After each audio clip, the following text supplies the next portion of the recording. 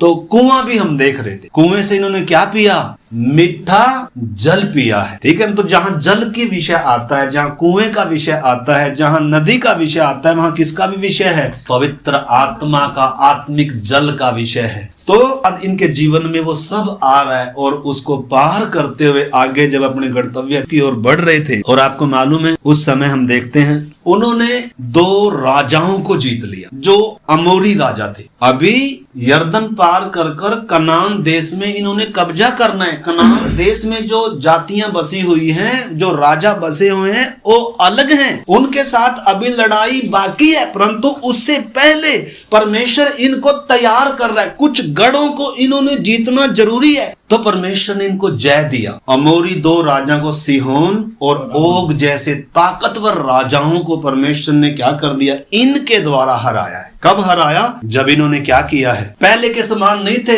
38 साल पहले भी इधर आए थे, लेकिन इन्होंने कहा था कि हम में बल नहीं है लड़ने के लिए, और परमेश्वर ने फिर से इनको पीछे भेजा कि पहले तैयार हो जाओ और तब आओ। जब तक तैयार नहीं होगे, बेइज्जती किसकी भी है, हम हार रहे हैं तो बेइज्जती किसकी भी है। तो मैंने और आपने, इजरायलियों ने तो 2 गढ़ जीत लिए, अब परमेश्वर इनको आगे लेकर जाएगा। अगर ये गढ़ नहीं जीतेंगे तो परमेश्वर किधर लेकर नहीं जाएगा, आगे लेकर नहीं। तो क्या हमने कोई गढ़ जीता है? हमारे जीवन में भी तो क्या है, गढ़ है, गढ़। कौन से गढ़ है? क्या नींद पर जय पाई है हमने? अगर नींद पर जय नहीं पाई तो कनान तो आप भूल ही जाओ, भूल जाओ।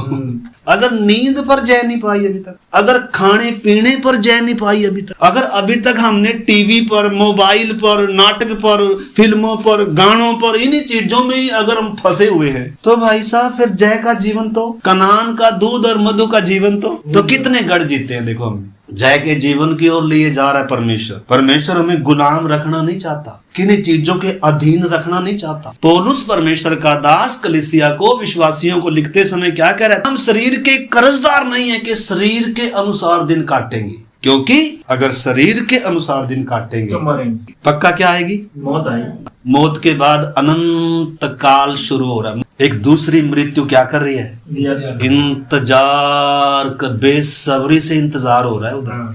अगर इस जीवन में परमेश्वर को प्रसन्नदायक जीवन नहीं है, धन्यवादित नहीं है, रोते हैं, बुड़बुड़ाते हैं, फिर से संगति में से उठकर फिर से हम टीवी में, फिर से हम संसार में, फिर से हम दुनिया में व्यस्त हैं, तो फिर जय का जीवन तो बहुत दूर होगा ना। तो क्या कोई गढ़ जीता है? कलीसिया उपवास प्रार्थना में जीने वाली कलीसिया। क्या मेरे मोबाइल पर मेरा नियंत्रण है? क्या हम जिन चीजों के गुलाम हैं कि दुनिया की चीजों के मुझे खींच रही हैं अपनी ओर? आपको मालूम है जितने मिस्र जिनके अंदर बसा हुआ था, परमेश्वर यर्दन तक भी लेकर नहीं जाएगा। हमने समझने मेरे प्यारे भाई बहनों, इसलिए मैं बार बार कह रहा हूँ, ये कोई मतलब भक्ति का मार्ग नहीं, ये मसीह जीवन परमेश्वर के साथ क्या है, एक रिश्ता है। और ये रिश्ता संडे के दिन इस 2 घंटे के लिए नहीं है, 24 घंटे है, सप्ताह के 7 दिन है, हमने समझना। तो इधर जब हम देखते हैं, इन्होंने 2 गढ़ों को जीत लिया, 2 राजाओं को जीत लिया और उसकी सारी धन संपत्ति को अपने अधिकार में ले लिया। परमेश्वर इनको अब अधिकार देने लग गया। और आइए हम 22 अध्याय में जाएंगे, आप उसको दोबारा से 21 अध्याय में पढ़ सकते हैं। आज हम 22 अध्याय शुरू करेंगे, आप मेरे साथ निकालें गिनती की किताब, उसका 22 अध्याय। अगर अभी तक हमने खाने पीने की चीजों पर जय नहीं पाई, अगर अभी तक हमने सोने की बातों पर जय नहीं पाई, टीवी देखने की बातों पर जय नहीं पाई, अगर अभी भी हम सीरियल देखते हैं, नाटक देखते हैं, फिल्में देखते हैं, फिल्मी गीत सुनते हैं, संसार के साथ अगर अब भी हम इंजॉय करते हैं, उस संगति में भी इंजॉय करते हैं, तो मेरे प्यारे भाई बहन, जब तक हमारे अंदर से मिस्र नहीं निकलेगा, संसार नहीं निकलेगा, तब तक यर्दन पार। या तो दुनिया में आनंद के साथ जीने, आनंद मसीह जीवन में भी है, परंतु आत्मिक आनंद है। इसलिए हम गा रहे थे, आओ आनंद मनाएं, आओ आनंद मनाएं, कि हमारी लॉटरी लग गई, हमारी 2-3 मंजिल मकान बन गया, हमारी अच्छी सी नौकरी लग गई। ये नहीं है आनंद का विषय। आनंद का विषय क्या होना चाहिए, इस सृष्टि का पालनहारा मेरे हृदय का क्या हो गया, राजा हो गया। मैं था भटका और दूर हो गया। मरना था मुझे, पापी था मैं, बेचारा थोड़ा था, धर्मी थोड़ा था। कोई धर्मी है क्या?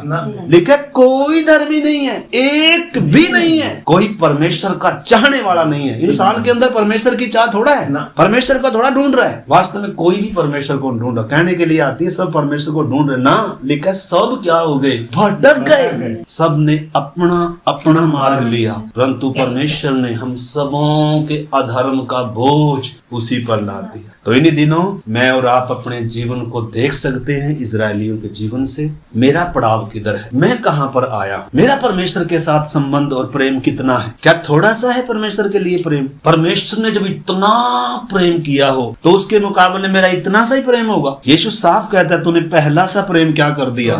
वो प्रेम का संबंध चाहता है, मजबूरी का नहीं। वो भक्ति नहीं चाहता, वो हमारे दान दक्षिणा भी नहीं चाहता। वो संबंध चाहता है, वो मित्रता चाहता है जिसके लिए इंसान बनाया गया है। परमेश्वर का वारिस है इंसान। वास्तव में ऐसा इंसान चाहता है परमेश्वर, ऐसा मित्र चाहता है परमेश्वर, ऐसा सहायक चाहता है परमेश्वर। लेकिन पाप इंसान के जीवन में जब से आया है, इसकी सोच टेढ़ी है। ये किधर भाग रहा है? झुकाव किधर है? नासवान चीजों की तरफ है। परंतु कितनी बड़ी कीमत अदा करी स्वर्ग ने मेरे प्यारे भाई बहनों, हमें फिर से वो अनंत जीवन देने के लिए, फिर से उस संबंध में लाने के लिए। हम किसी के गुलाम थे, आपने समझना है। गिनती की किताब 22 अध्याय 1 वचन। तब इजरायलियों ने कूच करके यरीहो के पास यरदन नदी के इस पार मोआब के अराबा में डेरे खड़े किए। हाँ, इधर लिखा है तब इजरायलियों ने कूच करके यरीहो के पास यरदन नदी के इस पार मोआब के अराबा में डेरे खड़े किए। यानी कि अभी कहाँ पहुंच गए? यरदन नदी के। तकरीबन इन्होंने मरुभूमि का सफर क्या कर लिया? पूरा कर लिया। 38 साल किधर घूमते रहे थे ये? सिनाई से इस साइड घूमते रहे थे और कुछ ही समय बाकी बचा है। आपको मालूम है साल भर का इनका जो पड़ाव था सिनाई पर था। उसके बाद जब ये उधर से चले थे, उसके बाद 38 साल घूमते रहे। तो अभी कुछ समय बचा है। वास्तव में परमेश्वर की तरफ से देर नहीं थी। परमेश्वर तो इन्हें यहाँ कब से ले आया था? 38 साल पहले ले आया था। लेकिन ये आगे बढ़ने के लिए क्या नहीं थे? तैयार नहीं थे। आगे जाने के लिए तैयार नहीं थे, पीछे जाने के लिए तैयार थे। किधर पीछे? संसार में, मिस्र में, पुरानी दुनिया में। परमेश्वर आपको मालूम है जितने लाल समुद्र पार कर लिए उनको मिस्र में थोड़ा जाने दिया। किधर वो खत्म हो गए? मरुभूमि खत्म हो। इस करके हमने समझना है मेरे प्यारे भाई बहनों, देखो किसी न किसी रीति से टाइम पास करना नहीं। चलो गीत गा लिए, चलो थोड़ी देर हम वचन भी सुन ले ना। आज इस वचन के अनुसार मैंने और आपने अपने जीवनों को जांचना है। मैं कहाँ हूँ? मेरा परमेश्वर के साथ प्रेम कितना है? संबंध कितना है? मैं किसके लिए जी रहा हूँ? सप्ताह भर में किसके लिए जी रहा हूँ? क्या शरीर के अनुसार दिन बिता रहे हैं? देखिए शरीर के अनुसार दिन बिताओगे तो मरोगे, परंतु आत्मा के द्वारा देह की क्रियाओं को मारोगे तो जिंदा रहोगे। आत्मा के द्वारा देह की क्रियाओं को, हमारे अंदर हमारे शरीर में बहुत सारी इच्छाएं हैं, अभिलाषाएं, खाने की, पीने की, एंजॉय करने की। अगर हमें सचमुच में इस गंभीरता का मालूम नहीं होगा तो इस करके हम अपने जीवनों को जांचना है। तो परमेश्वर इनको यरदन नदी के किनारे पर ले आया। कौन सा देश है? मोआब देश है। अभी मोआब को इन्होंने पास करना है। मोआब आपको मालूम है व्यभिचारी पीढ़ी है। मोआब की उत्पत्ति कैसे हुई थी? लूत की पत्नियों ने क्या किया था? तो उससे मोआबी और अमोनी जाति का उदय हुआ था। तो अभी परमेश्वर इनको किधर लेकर आया? मोआब के सामने ले आया है। और आपको मालूम है इधर क्या होगा, आप बाद में देखना इसको। परंतु आइए हम जल्दी से चलें और जब हम देखते हैं सिपोर, इधर एक विचित्र घटना है जो बाइबल में शायद अनोखी है। एक बिलाम के बारे में हम देखते हैं। इसका ज्यादा जीवन परमेश्वर ने खोल कर नहीं दिया। बिलाम नबी है, इधर एक भविष्यद्वक्ता है जो इजरायलियों को शाप देने के लिए मोआब का राजा उसको बुला रहा है। देखो पहले पढ़ लीजिए 2 से पढ़े। सिप्पोर के पुत्र बालाक ने देखा कि इजराइल ने एमोरियों से क्या क्या किया है, इसलिए मोआब यह जान जानकर कि इजरायली बहुत हैं, उन लोगों से अत्यंत डर गया, यहाँ तक कि मोआब इजरायलियों के कारण अत्यंत व्याकुल हुआ। तब मोआबियों ने मिघानी पुरनियों से कहा, अब वह दल हमारे चारों ओर के सब लोगों को ऐसा चट कर जाएगा जिस तरह बैल खेत की हरी घास को चट कर जाता है। उस समय सिप्पोर का पुत्र बालाक मोआब का राजा था और इसने पतोर नगर को, जो महानद के तट पर बोर के पुत्र बिलाम के जाति भाइयों की भूमि थी, वहां बिलाम के पास दूत भेजे कि वे यह कहकर उसे बुला लाएं, सुन, एक दल मिस्र से निकल आया है और भूमि उनसे ढक गई है और अब वे मेरे सामने ही आकर बस गए। इसलिए आ और उन लोगों को मेरे निमित्त साथ दे, क्योंकि वे मुझसे अधिक बलवंत हैं। तब संभव है कि हम उन पर जयवंत हों और हम सब इनकी अपने देश से मारकर निकाल दें, क्योंकि ये मैं जानता हूँ कि जिसको तू आशीर्वाद देता है वह धन्य होता है और जिसको तू साथ देता है वह साबित हो जाता है, होता है। अभी तक आपने समझना है, किस्से को आपने समझना है और बाद में इसको अध्ययन करना है। 22, 23 और 24 अध्याय। इधर ये क्या नाम है इसका? बिलाम नबी है। परमेश्वर यहोवा का भय मानने वाला है और परमेश्वर इससे बातचीत भी करता है, परंतु इजरायलियों में से नहीं है, ये कोई और है। तो बाइबल में बहुत सारे विचित्र चरित्र ऐसे भी हैं जिनके बारे में पूरा परमेश्वर ने खोल कर तो नहीं दिया, लेकिन थोड़ा थोड़ा उनको क्या करके दिया है, बता कर दिया है। तो बिलाम के बारे में प्रकाशित वाक्य में भी लिखा हुआ, मतलब हमारी चेतावनी के लिए बिलाम ने क्या किया था। देखो पहले आप इसमें भी रहेंगे, मेरे साथ एक जन आप निकालें। प्रकाशित वाक्य 2 अध्याय। फिर गुमन की कलीसिया को संदेश देते समय बिलाम के बारे में चेतावनी दी गई है, उसका 2 का 14-15। पर मुझे तेरे विरुद्ध कुछ बातें कहनी है, हाँ, क्योंकि तेरे यहाँ कुछ ऐसे हैं जो बिलाम की शिक्षा को मानते हैं। बिलाम की शिक्षा को इधर हम देखेंगे। कलीसिया में बिलाम की शिक्षा है। बिलाम ने क्या किया था ऐसा? बिलाम का चाल क्या थी? पतरस में लिखा है, पतरस कह रहा है वो सीधे मार्ग को छोड़कर बिलाम के समान क्या हो गए? भटक गए। तो बिलाम के बारे में इधर जिक्र आई। पर मुझे तेरे विरुद्ध में कुछ कहना है, क्योंकि तेरे यहाँ कुछ ऐसे हैं जो बिलाम की शिक्षा मानते, यानी कि यीशु पर विश्वास तो कर रही है ये कलीसिया और यीशु के लिए दुख भी उठा रही है ये कलीसिया और बहुत सारी चीजों में मतलब सही है, लेकिन प्रभु यीशु इस कलीसिया को क्या कह रहा है? ठीक है कि तूने मेरे लिए दुख भी उठाया, मेरे वचन के लिए खड़ा भी हुआ है और बहुत सारी परिस्थितियों का तू सामना कर रहा है, परंतु मुझे तेरे विरुद्ध में कुछ कहना है, क्योंकि तेरे यहाँ कुछ ऐसे हैं जो बिलाम की शिक्षा को मानते हैं। आज भी कलीसिया में बहुत सारे हैं जो उस अलग अलग शिक्षाओं को मानते हैं, परंतु आपने समझना मेरे प्यारे भाई बहनों, कलीसिया में सिर्फ एक ही उपदेश है, एक ही शिक्षा है, सिद्धता का उपदेश, परंतु बहुत सारे गलत उपदेश भी आए। ये ऐसा नबी था जो परमेश्वर यहोवा पर विश्वास करता है, परमेश्वर इससे बातचीत भी करता है, परंतु आपको मालूम है इजरायलियों को शाप देने के लिए आया। मोआब के राजा ने इसको बड़ी दूर से बुलाया कि इजरायलियों ने हमारी जमीन को ढक लिया है और हमारा मन उनके कारण व्याकुल है, हम डर रहे हैं और तू हमारी सहायता कर, इजरायलियों को क्या कर, श्राप दे, क्योंकि तू जिसे श्राप देता है वो श्रापित होते हैं और जिसे तू आशीर्वाद देता है वो आशीष पाते हैं। इस करके बिलाम ने क्या किया? आप 7 वचन पढ़। तब मोआबी और मिघानी पुरनिये भावी कहने की दक्षिणा लेकर चले और बिलाम के पास पहुंचकर बालाक की बातें कह सुनाई। दक्षिणा लेकर चले, यानी कि इस पादरी को खरीदने के लिए पैसा सब प्रकार की बुराई की जड़, आपने समझना। दक्षिणा लेकर चले, किसको खरीदने के लिए? हमारा मन चाहा हमें क्या दे दे? आशीर्वाद दे दे। हमारा मन चाह हमें क्या दे दे? आशीर्वाद दे दे, क्योंकि तू इतना महान है, तू परमेश्वर से सीधा बात करता है और हम क्या हो जाएंगे? आशीषित हो जाएंगे। और उसके लिए दक्षिणा लेकर जा रहे, पैसा लेकर जा रहे। अगर पैसे पर जय नहीं पाई सेवक ने, गया पैसा भी आएगा। तो बोलो यीशु मसीह के लहू की जय। सब तरीके से परमेश्वर परखता है। बहुत बार ऐसे पैसे आते हैं, हर कोई पैसा हम प्रार्थना कर कर ले भी नहीं लेते, लेना भी नहीं चाहिए। पहले देखना एक व्यक्ति ये पैसा किस मन से दे रहा है, क्या सोचकर दे रहा है। कहीं आशीष पाने के लिए तो नहीं दे रहा, हाँ। कहीं पापों की माफी के लिए तो नहीं दे रहा। एक सिमोन था, प्रेरितों के काम में लिखा है उसके बारे में, सिमोन जादूगर था, वो भी पतरस के पास पैसे लेकर आया था। पतरस ने कहा भाड़ में जाए तेरे पैसे, तेरा मन क्या नहीं है, सीधा नहीं है, तेरे अंदर क्या है, कड़वाहट है, इसलिए अपनी बुराई से पहले क्या फिरा, मन फिरा। तू परमेश्वर की आशीष को पैसों से खरीदना चाहता है। पतरस ने उसको अच्छी से क्या लगाई, डांट। हमने समझने मेरे प्यारे भाई बहन, इधर मोआब का राजा अपने अधिकारियों को पैसा लेकर किसके पास भेज रहा है, एक भविष्यद्वक्ता के पास, नबी के पास भेज रहा है कि हमारे लिए क्या कर, तो इजरायलियों को शाप दे और हमें आशीष दे, और हमें क्या दे, आशीष दे। और क्या घटना घटी, ये क्या कह रहा है भाई जी। उसने उनसे कहा आज रात को यहाँ टिको, हाँ। और जो बात यहोवा मुझसे कहेगा, हाँ। उसी के अनुसार मैं तुमको उत्तर दूंगा। हाँ, बहुत देखने में बहुत क्या लगता है, आत्मिक लगता है। कह रहे हैं आज रात रुक जाओ, मैं प्रार्थना करूंगा, परमेश्वर जो भी कुछ कहेगा और उसके अनुसार मैं करूंगा। तब मोआब के हाकिम बिलाम के यहाँ ठहर गए। तब परमेश्वर ने बिलाम के पास आकर पूछा, तेरे यहाँ ये पुरुष कौन है? बिलाम ने परमेश्वर से कहा, सिप्पोर के पुत्र मोआब के राजा बालाक ने मेरे पास यह कहना भेजा है, सुन, जो दल मिस्र से निकल कर आया है उससे भूमि ढप गई है, इसलिए आकर मेरे लिए उन्हें साप दे, संभव है कि मैं उनसे लड़कर उनको बरबस निकाल सकूंगा।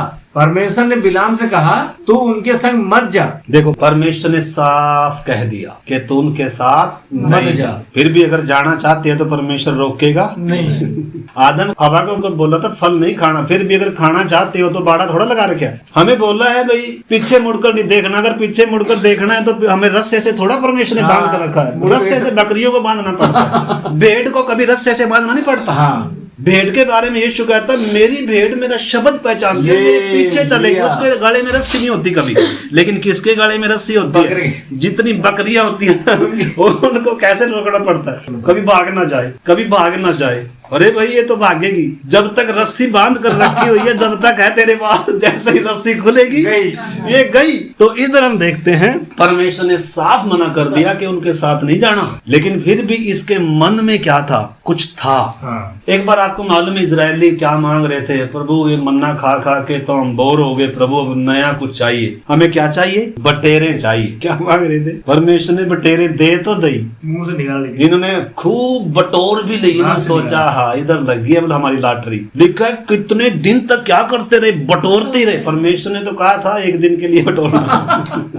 मरने के बारे में भी कहा था एक दिन के लिए बटोरना। परमेश्वर भरोसा रखना सिखा रहा था, ले लिया कि हम परमेश्वर पर भरोसा रखना सीखे। हमारा भरोसा किसी उस चीजों पर ना हो, वस्तुओं पर ना हो, हम वस्तुओं की चिंता ना करें, हम परमेश्वर की चिंता करें, संबंध की चिंता करें। लेकिन इंसान की आदत है ना जो, इसलिए प्रभु ने भी क्या कहा, तुम कल की चिंता, कल का दिन अपनी चिंता आप करेगा, आज का ही दुख बहुत तो इधर हम देखते हैं प्रार्थनाओं के साथ आप इसको पढ़ना है, शायद आपने पहले पढ़ा होगा, लेकिन इस रीति से पढ़ना, इस नजर से, इस मन से इसको पढ़ना है। तो परमेश्वर ने जब उसको साफ मना कर दिया, आगे उन लोगों को साफ मत दे क्योंकि वे आशीष के भागी हो चुके हैं। भोर को बिलाम ने उठकर बालाक के हाकिम से कहा, तुम अपने देश को चले जाओ क्योंकि यहोवा मुझे तुम्हारे साथ जाने की आज्ञा नहीं देता। तब मोआबी हाकिम चले गए और बालाक के पास आकर कहा, बिलाम ने हमारे साथ आने से मना किया है। इस पर बालाक ने फिर और हाकिम भेजे। हाँ, तो इसने एक बार तो क्या कर दिया, मना कर दिया। लेकिन परमेश्वर अभी सही से टेस्ट नहीं होया। अब परमेश्वर अगली परीक्षा फिर आने दे रहा है। अब बाराक क्या कर रहा है, फिर से अपने और अधिकारियों को ज्यादा पैसा लेकर, ज्यादा दक्षिणा देकर भेज रहे हैं कि मना लो उसको। परमेश्वर ने मना कर दिया। बहुत बार हम भी ऐसे होते हैं, पता भी है ये चीज नहीं करना, करते हैं, फिर भी हम क्या करते हैं। प्रभु ने कहा संसार की रीति पर ना चलो, फिर भी हमारा मन किधर रहता है, थोड़ा सा तो भाई चल सकते हैं। यहाँ ये थोड़ा भी हमारा पहरेदारी देनी पड़ेगी, हम सप्ताह पर किधर जा रहे हैं, किधर ना, हमारी कोई पहरेदारी नहीं दे सकता। संगति में जब तक आए, जब तक तो चलो हम एक दूसरे को देख रहे हैं, लेकिन सप्ताह भर हम कैसे जीते हैं, ब्याह शादी में जब जाते हैं कैसे जाते हैं, संसार में रहते हैं, जब फैक्ट्री में रहते हैं कैसे रहते हैं, तो कौन देख रहा है उधर?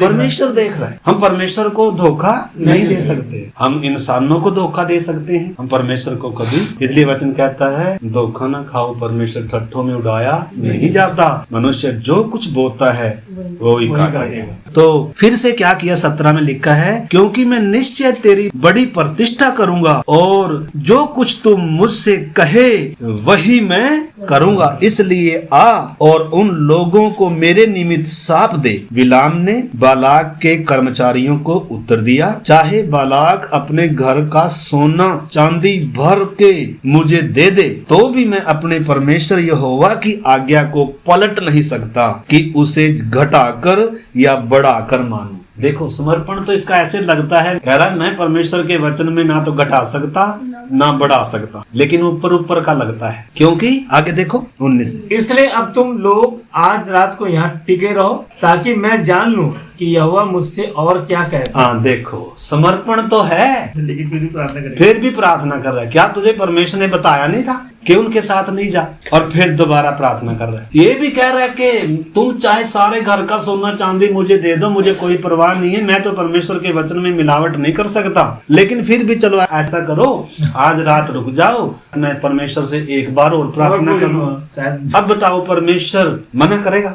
जाओ हमारे मन में जाने का। जब परमेश्वर ने एक बार अपनी इच्छा बता दी मत जा, और फिर भी हमारा जाने का मन हो तो रोकेगा नहीं। तो रोकेगा ना? फल खाने का मन हो तो रोकेगा ना? फल का पेड़ परमेश्वर ने, आपको मालूम है, उसका पेड़ किधर ही लगाया था? वाटिका के बीच में लगाया था, ताकि बहन जी सुबह शाम उधर को निकले और हर दिन देखती रहे। हालेलुया। और उधर शैतान भी घूम रहा था। खा ले, बड़ा मजा आएगा। पता है, जिस दिन तू खा लेगा ना, तेरी आंखें खुल जाएगी, ओ तू बुद्धिमान हो जाएगी, ओ तू परमेश्वर के तुल्य हो। ऐसी ऐसी बातें डालता है शैतान, अगर शैतान की युक्तियां मालूम नहीं है तो। इसलिए हम तो फिर किधर गए, संसार में जाएंगे। हम तो खा पी कर आराम से बैठे हुए, लेकिन नंगे बैठे हैं। परमेश्वर से छिपे।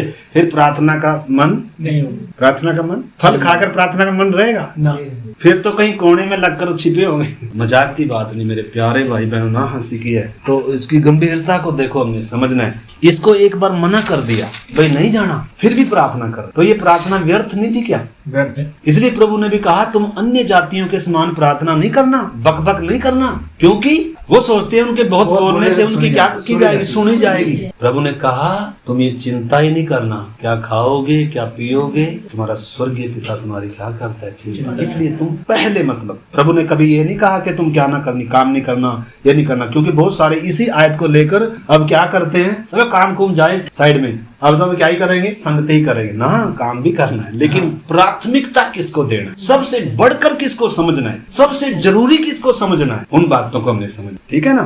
तो काम भी करना है, लेकिन जो काम करने वाला है उसके राज्य, उसकी धार्मिकता की खोज करना है। तो जब इसको कहा गया था कि नहीं जाना, फिर भी ये रात को प्रार्थना कर रहा है। और क्या कह रहा है देखो 22 का, इसलिए अब तुम लोग आज रात को यहीं टिके रहो ताकि मैं जान लूं कि यहोवा मुझसे और क्या कहता है। परमेश्वर ने रात को बिलाम के पास आकर कहा, यदि वे पुरुष तुझे बुलाने आए हैं तो तू उठकर उसके संग जा, परंतु जो बात मैं तुझसे कहूँ उसी के अनुसार तू करना। यानी कि जब जाने के लिए कह रहा है तो परमेश्वर कह रहा है जा, अब तेरी इच्छा है जाने की, मैंने तो क्या कर दिया, मना कर दिया। देखो परमेश्वर का स्वभाव भी हम देख सकते हैं, परमेश्वर का स्वभाव कैसा है, परमेश्वर काम करता कैसे है, ठीक है ना। परमेश्वर कभी भी हम डंडों से काम नहीं लेता। हाँ, डंडे से भी लिखा है, जिसको पुत्र बनाता है उसकी ताड़ना, उसको कोड़े भी मारता है, ताड़ना भी होती है परमेश्वर की। लेकिन बहुत सारी बातों में हमने समझना है, परमेश्वर हमारी इच्छा भी करने का मौका साथ साथ रहने दे। हम अपनी इच्छा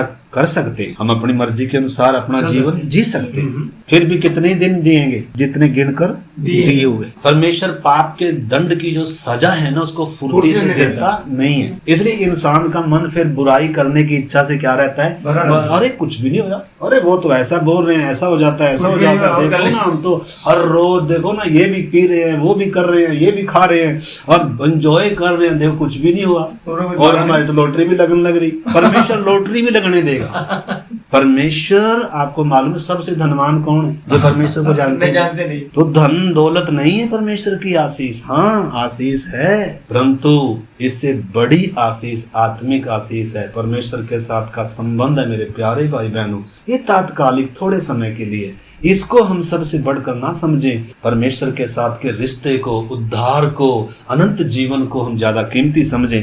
तो इधर परमेश्वर ने कहा तू चला जा, परंतु एक बात समझना, तूने वही कहना है जो मैं कहूंगा। अच्छा आगे, तब बिलाम भोर को उठा, भोर को उठ लिया, जल्दी उठ लिया क्योंकि दक्षिणा मोटी आई हुई है। आगे, और अपनी गधी पर काठी बांधकर मोआबी हाकिमों के संग चल पड़ा। ठीक है, और उसके जाने के कारण परमेश्वर का क्रोध भड़क उठा। क्या हो गया? जैसे यीशु ने कहा ना, मुझे तेरे विरोध में कुछ बातें कहनी। क्या बातें कहनी है प्रभु? तेरे यहाँ कुछ ऐसे हैं जो किसकी शिक्षा को मानते हैं? बिलाम की शिक्षा को मानते हैं। तो बिलाम की शिक्षा क्या है? अपना फायदा। और जब परमेश्वर का क्रोध लिखा है भड़क उठा, और यहोवा का दूत उसके विरोध करने के लिए मार्ग को रोक कर खड़ा हो गया। अब ये व्यक्ति अंधेपन में है, इसको कौन नहीं नजर आ रहा? यहोवा का दूत तलवार लेकर रास्ता रोक कर खड़ा है। ये किस पे बैठा हुआ है?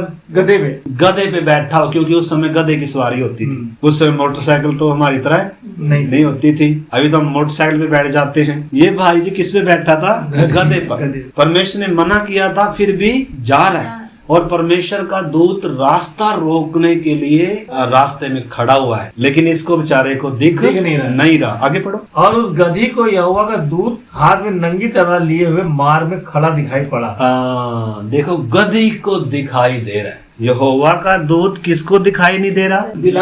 बिलाम को दिखाई नहीं दे रहा, जिससे बातें करते। लेकिन किसको दिखाई दे रहा है? गधी को। और आपको मालूम है, गधी मनुष्य की भाषा बोलेगी पहली बार। ना तो उससे पहले कभी बोल रही, ना उसके बाद कभी बोलेगी। परमेश्वर सृष्टि के द्वारा भी क्या करता है? बात करता है। बुद्धि लाने के लिए, अकल ठिकाने लाने के लिए बात तो करता है। इसलिए परमेश्वर के वचन में अय्यूब में लिखा है, परमेश्वर तो एक बार क्या, दो बार क्या, 3 बार भी बात करता है। मनुष्य से स्वप्न के द्वारा बात करता है, कष्टों के द्वारा, समस्याओं के द्वारा, तकलीफों के द्वारा, लेकिन इंसान क्या नहीं करता? समझता नहीं। कई बार एक्सीडेंट हो जाता है, कई बार कुछ जीवन में उतार चढ़ाव आता है, लेकिन हम बैठकर सोचते नहीं प्रभु इसके पीछे क्या कारण है। हम सोचते नहीं, परंतु हमें क्या करना चाहिए?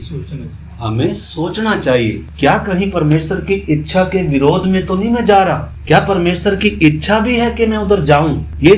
ये बात जब सोच नहीं रहा, तो रास्ते में गधी की आंखें खुल गई और उसको दिख रहा है कि एक स्वर्गदूत नंगी तलवार लिए हुए रास्ता रोककर खड़ा हुआ है। और क्या हुआ देखो, 23 से पढ़ता हूं। और उस गधी को यहोवा का दूत हाथ में नंगी तलवार लिए हुए मार्ग में खड़ा दिखाई पड़ा। तब गधी मार्ग छोड़कर खेत में चली गई। तब बिलाम ने गधी को मारा कि वह मार्ग पर फिर आ जाए। गधी को नजर आ गया, गधी तो क्या होगी साइड में, क्योंकि उसको तो डर आ रहा है, यहोवा का दूत खड़ा है। लेकिन इसने भाई जी ने क्या किया? गधी को मारा। देख कह रहे तुझे रास्ता नहीं दिख रहा? रास्ता गधी भटकी है वास्तव में, कि ये भटका है। देखो पत्रस क्या कह रहा है इसके बारे में। यीशु ने क्या कहा वो हमने देख लिया। पत्रस क्या कह रहा है इस बिलाम को लेके? दूसरा पत्रस 2 अध्याय सीधे मार्ग को छोड़कर भटक गए हैं और बओर के पुत्र बिलाम के मार्ग पर हो लिए। वे सीधे मार्ग को छोड़कर भटक गए हैं और बोर के पुत्र बिलाम के मार्ग पर हो लिए हैं, जिसने अधर्म की मजदूरी को प्रिय जाना, पर उसके अपराध के विषय में उल्हाना दिया गया। यहाँ तक कि अबोल गधी ने मनुष्य की बोली से उस भविष्यद्वक्ता को उसके बावलेपन से रोका।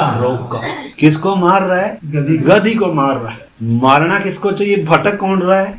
ये पास्टर जी किधर जा रहा है? इस बुराई से या ऐसी चीज से। इसलिए वचन कहता है पैसे का लोभ सब प्रकार की बुराई की जड़ है। पैसे का लोभ इतना खतरनाक, अगर ये लोभ अंदर है ना, तो और बहुत सारी चीजें अपने आप ही निकल आई। वचन हमें कहता है। तो अब 24 पढ़ेंगे। तब यहोवा का दूत दाख की बारियों के बीच की गली में, जिसके दोनों ओर बारी की दीवार थी, खड़ा हुआ। यहोवा के दूत को देखकर गदही दीवार से ऐसी सट गई कि बिलाम का पांव दीवार से दब गया। तब उसने उसको फिर मारा। देखो, दूसरी बार है कि वो दूत इसको नजर नहीं आया, गदही को नजर आ रहा है। गदही को बेचारी मार मुर खा गए। गदही फिर से क्या होगी, आगे बढ़ गई। अब आगे थोड़ी सी दूर और जाके दूत खड़ा है और गदही दूत को देखकर दीवार से ऐसी वहां दीवार आई हुई, ऐसे सट गई बेचारी, क्योंकि डर है उसको। तो बिलाम से थोड़ा डर है गदही को। गदही को डर किससे है?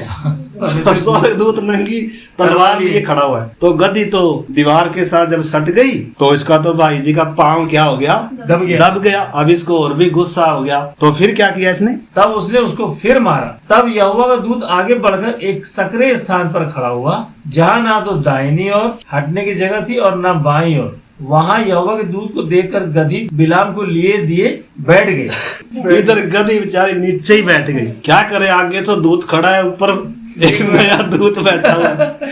ये भी किसको ही मार रहा है, उसी को मार। ये भी गदही को मार रहा है। तो गदही की बेचारी जब तक पार चली, जब तक उसके बस चला, जब तक तो चलती रही। लेकिन अब देखा भी अब तो नहीं मैं बचूंगी, तो वहीं बैठ गई बेचारी। और ये फिर भी नहीं सोच रहा भी क्या चक्कर है ऐसा। ये क्या नहीं कर रहा है। इतनी समस्या जीवन में आ रही है, इतनी रुकावटें आ रही है, तब भी भाई साहब जमा नशे में क्या हो रहा है, चूर। बस मैंने जो करना है वही करना है। क्या नहीं यार, इतनी ठोकरें लगने के बाद भी क्या नहीं आ रही।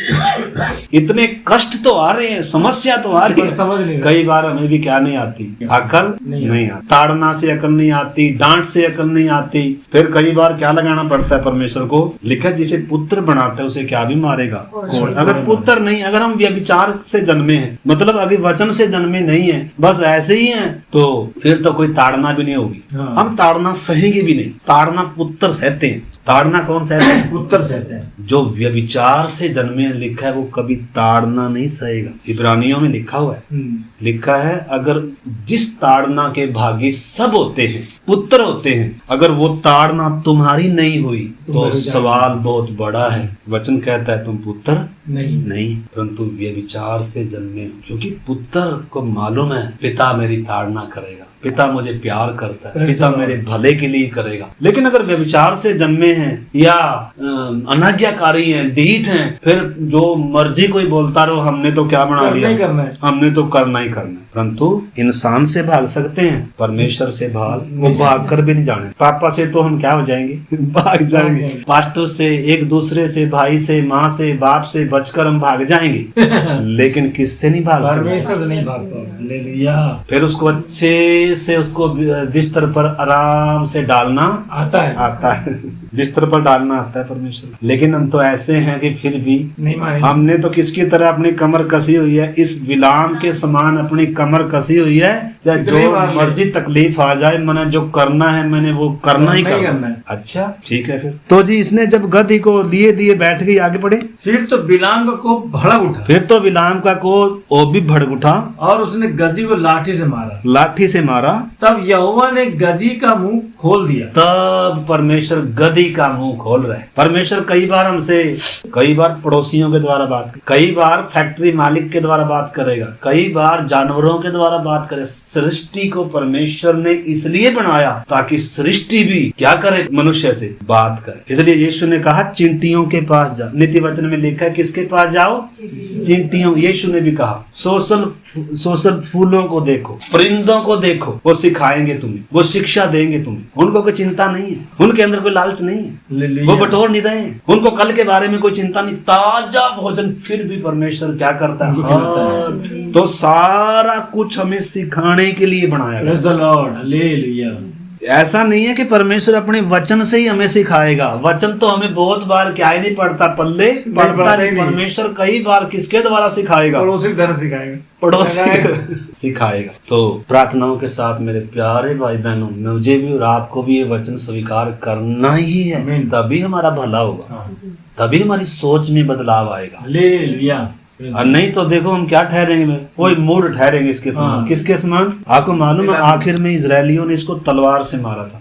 आगे चलकर हम देखेंगे, क्योंकि जाता जाता बहुत बुरी शिक्षा देकर गया था। इधर हम जब देख रहे हैं, वहाँ यहोवा के दूत को देखकर गधी बिलाम को लिए दिए बैठ गई। फिर तो बिलाम का खूब भड़क उठा और उसने गधी को लाठी से मारा। तब यहोवा ने गधी का मुंह खोल दिया और वह बिलाम से कहने लगी, मैंने तेरा क्या किया है? मैंने तेरा क्या बिगाड़ा भाई? आगे कि तूने मुझे 3 बार मारा। कि तूने मुझे 3 बार मारा। बिलाम ने गधी से कहा, यह कि तू ने मुझसे नटखटी की। यदि मेरे हाथ में तलवार होती तो मैं तुझे अभी मार डालता। देखो इतना मतलब ये जोश में है, नशे में है, अपनी इच्छाओं पर टल्ली है। इसको थोड़ी सी ये भी सोच नहीं आई, गधी बोल रही है। ये समझ नहीं आ रहा। इसके लिए कोई बड़ी बात नहीं। अरे गधी मनुष्यों की भाषा बोल रही है। इसको तब भी समझ नहीं आ रहा। तब भी हमें क्या नहीं आ रही समझ। हमने तो जो करना है वही करना है, जो मर्जी कोई बोल लो, हमें तो जो करना है। देखो हमारे तो प्रोग्राम सप्ताह भर के सेट है। हमें तो जो करना है वो तो करना ही करने देता है परमेश्वर, लेकिन हम उसमें दुख उठाते हैं मेरे प्यारे भाई बहन, कष्ट उठाते हैं, हम थपेड़े खाते हैं हालातों के, हम निराश होते हैं, दुखी होते हैं, परेशान होते हैं। इसको ये नहीं है कि गधी का मुंह खुल गया, अब तो मैं क्या हो जाऊं, पीछे हट जाऊं। अरे ये क्या हो गया, तू कैसे बोल रही है? इसको तब भी क्या नहीं आ रही, तब भी कह रहा है तूने नटखटी करी है मेरे से, तू मेरे से क्या कर रही है? ड्रामा कर रही है। और फिर क्या हुआ देखो, यदि मेरे हाथ में तलवार होती तो मैं तुझे अभी मार डालता। गधी ने बिलाम से कहा, क्या मैं तेरी वही गधी नहीं? हाँ। जिस पर तू जन्म से आज तक चढ़ता आया है? क्या मैं तुझसे कभी ऐसा करती थी? देखो कितनी वफादार गधी है। अच्छा, इसलिए गधे क्या हैं, कई बार इंसान से जानवर इंसान से ज्यादा वफादार है। इसे लिखा है, बैल तो अपने मालिक को, गधा भी अपने स्वामी की चरनी को, लेकिन इंसान अपने मालिक को। कितनी दुख की बात है। देखो गधी अपने स्वामी के प्रति वफादार है। गधी को मालूम है आगे बढ़ूंगी तो शायद मैं तो मरूंगी, ये ऊपर बैठा है मरेगा। वो बेचारी साइड में हट रही है, वो रुक रही है, वो उसको भला चाह रही है, लेकिन ये इतना टल्ली है, इसको अपना ही क्या दिख रहा है, उसको भी मार रहा है। आखिर में गधी मुंह खोल कर जब बोल रही है, कह रहा है मैं तो बचपन से तेरे साथ हूँ और तू मेरे ऊपर सवारी करता है, क्या आज तक मैंने तेरे साथ ऐसा कभी किया है? मैं तो वफादार रही। देखो आगे पढ़ लो। तब यहोवा ने बिलाम की आंखें खोली और उसको यहोवा का दूत हाथ में नंगी तलवार लिए हुए मार में खड़ा दिखाई दिया। तब परमेश्वर ने इसकी भी आंखें खोली और तब इसको नंगी तलवार लिए हुए यहोवा का दूत रास्ते में खड़ा हुआ नजर आया। तब वह झुक गया और मुंह के बल गिर के दंडवत की। यहोवा के दूत ने उससे कहा, तूने अपनी गधी को 3 बार क्यों मारा? सुन, तेरा विरोध करने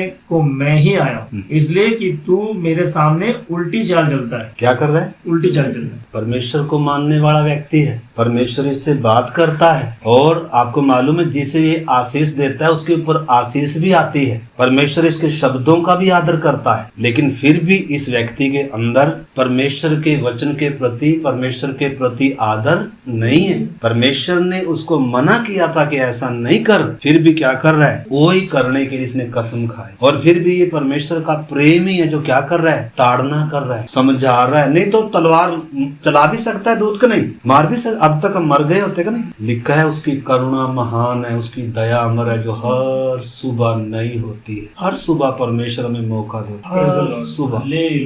सोचते है शायद आज ये क्या करेगा, मन फिर आएगा, लौट आएगा, समझेगा। हर दिन परमेश्वर जैसे एक बाप अपने पुत्र से हर दिन क्या कर रहा था, उसकी उड़ीक कर रहा, इंतजार कर रहा था। ऐसे ही परमेश्वर बहुत बार हमारे साथ ऐसा करता है, लेकिन हम ऐसे चरित्र भी है मेरे प्यारे भाई बहनों, हमारी शिक्षा के लिए है ताकि हम समझें। जानवर वफादार है, लेकिन ये क्या कर रहा था? फिर भी जाने के लिए हम आगे का हिस्सा अगली बार पढ़ेंगे। आप बाद में इसको 22 अध्याय, 23 अध्याय और 24 अध्याय आप भी पढ़ना, ताकि हम इसको अगली बार। आइए मेरे प्यारे भाई बहनों, हम परमेश्वर के सामने सरेंडर करें, परमेश्वर से भागे ना। परमेश्वर से भागकर ज्यादा दिन हम जी नहीं सकते। एक दिन ऐसा आएगा वो मरे हुओं को भी कहेगा, हे सोने वालों जाग उठो। हमें सबको अपने अपने कामों का हिसाब देना है। आइए आज हम अपने परमेश्वर के चरणों में सरेंडर करें। प्रभु तेरी मर्जी मेरे जीवन में पूरी हो जाए, मेरी मर्जी नहीं। प्रभु मैं चालाक ना बने, प्रभु मैं नम्र बनूं, दीन बनूं प्रभु, मेरे अंदर तेरे जैसा मन आए प्रभु, तेरे जैसा स्वभाव आए, मेरे अंदर चालाकी ना आए प्रभु, चतुराई ना आए, मेरे अंदर टेढ़ापन ना हो प्रभु जी, मैं सत्य मार्ग से भटकूं ना खुदावन, मैं तेरी ताड़नाओं को तुच्छ ना जानूं, तेरी शिक्षाओं को तुच्छ ना जानूं प्रभु जी, तेरे वचनों को अपने हृदयों में रखूं। आइए प्रार्थना कर। प्यारे प्रभु जी धन्यवाद आज के वचन के लिए। प्रभु सचमुच में हम इस विलाम के समान ना हो जो प्रभु सत्य से भटक गया। ओ खुदावन हम तेरी इच्छा को पहचान कर रुक जाएं जहाँ आप हमारे जीवन में हमें रोकना चाहते हैं। जो आप नहीं चाहते हमारे जीवन में आए प्रभु हम उससे रुक जाएं, क्योंकि आपकी जो कल्पनाएं हैं हमारे लाभ के लिए है प्रभु जी। हमें इन बातों को पहचानने में हमारी मदद करो खुदा। प्रभु हमारे अंदर किसी भी चीज का ऐसा लालच ना हो जो हमें परमेश्वर से दूर हटा ले जाए। प्रभु हमें तेरे वचनों को, प्रभु तेरे राज्य को अपना कीमती धन समझने के लिए, तेरे साथ के उस रिश्ते, उस संबंध को सच्चा आनंद और सच्ची खुशी समझकर एक एक दिन चलने के लिए और उन संसारिक इच्छा विलासाओं से बचने के लिए जो आत्मा से युद्ध करती हैं, प्रभु हम सब पर आप ऐसा अनुग्रह करना।